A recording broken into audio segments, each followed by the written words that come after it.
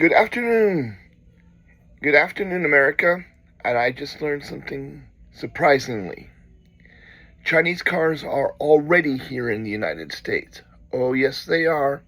While you may not hear the words BYD, DF, SK, MG on the road in the United States, some Chinese cars from European car makers are already here in America that are built in China.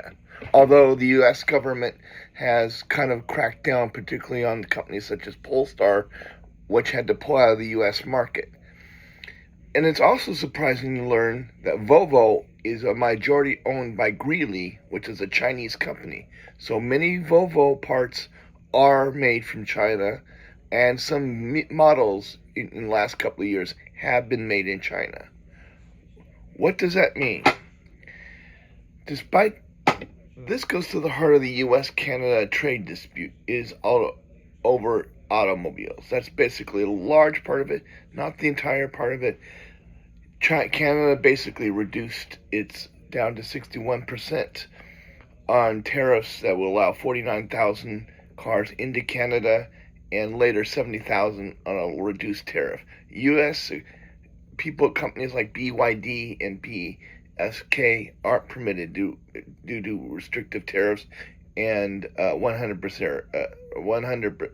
federal law. But what Americans don't realize, and Americans need to understand, you may be anti-China or anti-Chinese car, many of those so-called Western companies that were once are now being controlled by Chinese companies. So no matter what you do, you can't escape China. And Chinese cars are on American roads. It's just not like BYD or DFSK. But eventually, I think if things settle between the U.S. and China, which doesn't look like any time, if there's an agreement, you will see those on our roads. So, Americans, you think that Chinese cars aren't in America? No, they're here. They're just going under names such as Volvo. Talk to you later. Bye.